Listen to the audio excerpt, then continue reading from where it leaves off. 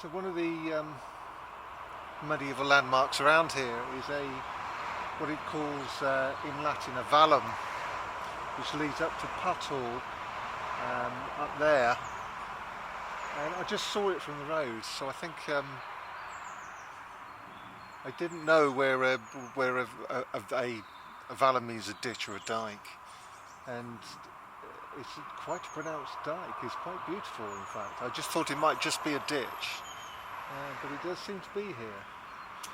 It does. The landmarks go in this direction from over there to over there, so it's right bang on the right sort of alignment.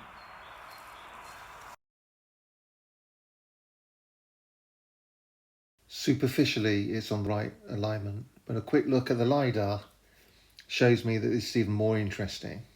So it isn't the dike that leads to Putthall.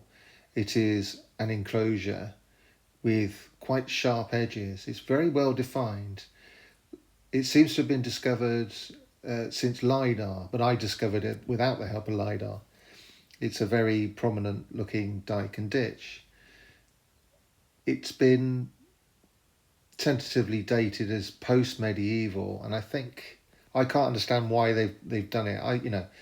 If I was a post-medieval farmer, I wouldn't be digging ditches. I'd just put in some edges. I put in ditches if I wanted to drain the land. But these are well-defined dikes and ditches. I can understand why they thought it was post-medieval, because the layout of the enclosure looks like a Civil War bastion with its pointy corners sticking in all directions. But it is a pretty enclosure. That if you are dividing up a field, you don't pick the middle of that field and draw a load of ditches and dikes. You dissect the land with lines. You cut it up into squares. But that's not what's happened here. They've taken a part of the land and divided it off, created an enclosure, and that always makes these sort of places quite special. Here is another enclosure, and this one I particularly like. I spotted this when I was walking through. I didn't know what it was. I felt we were looking at a settlement here, but it probably requires somebody to start digging, looking for pottery. But these mini enclosures are they are enigmatic.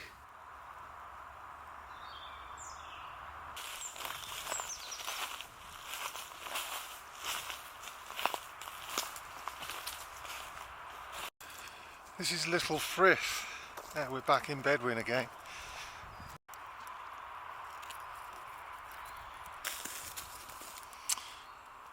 I'm trying to take you to the old world, to the old England, I would really like to do this without the sound of the A4 in the background. I'm a bit like Tweedy. I like to edit out the modern world, but really it isn't just about the old world. It's about we live in the modern world, and it's our experience and our perception of the world around us that matters more, because we're alive. And that's got nothing to do with the A4. That's not why I'm keeping the A4 in it. I don't want to lose this moment of being in Little Frith by wandering off to somewhere quieter. And it is a pretty place. The bluebells are looking fine, and it is.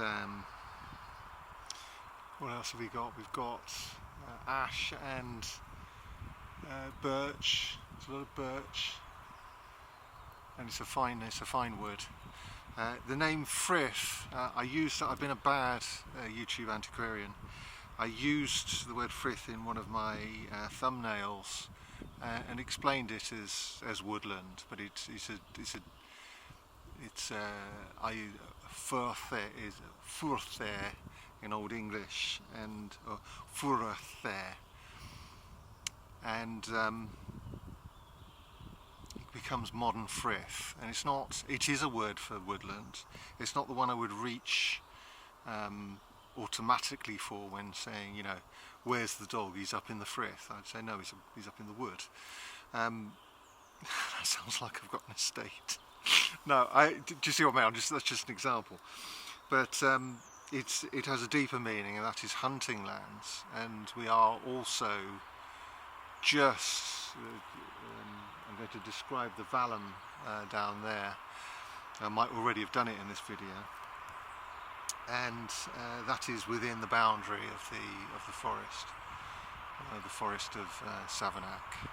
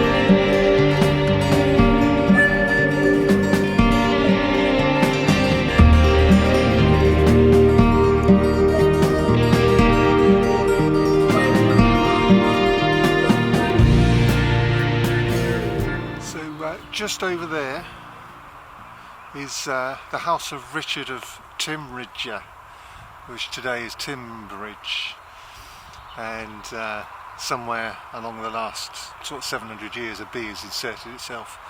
It is that's named on a perambulation of the forest, probably around about 1300, something like that, and it still exists today as a name, the Timbridge Farm.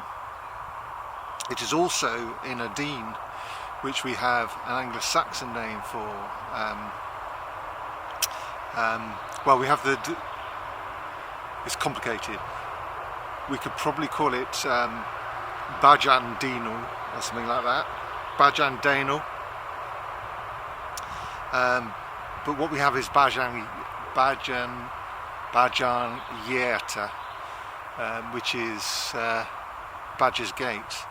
Now that survived in Savernake Lodge House, which up until a couple of centuries ago was called Bagden House, or Bagden Lodge, something like that.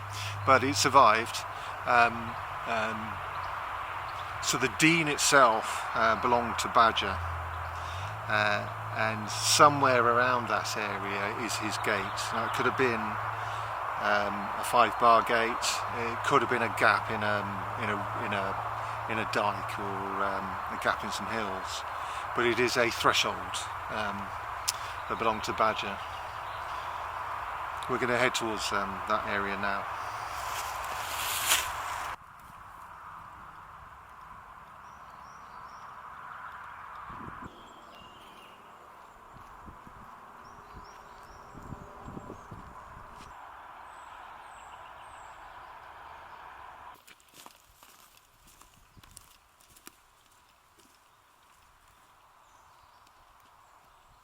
It's supposed to be cloudy and rainy today, and I don't want to curse my day out, but so far it's been really nice.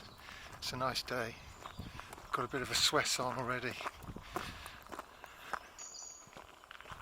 Am I here again? This is my third trip out, and it is because there are 2 Saxon charters, one in the 700s, one in the 900s, and multiple forest perambulations, which that's a leap forward of like 300, 400, 500 years, but still has information about the deep past for us. And we're going to go along in a I'll explain that in a second. This is Horse Lees, with a Z in the Lees. And it's again, there's another horse reference within the landscape. Interestingly, because it's not a Lee, or it's a Lees rather than a Lee, this shouldn't really be wooded, or it certainly wouldn't have been when it was named, because Lees means pasture, laswe. But I'm getting slightly lost. The map is telling a different story from the topography. I hope you've enjoyed it. If you have, please consider watching this video next. Otherwise, thank you for watching. Thank you for giving me your time. I do appreciate it. Leave a comment. I enjoy the discussion.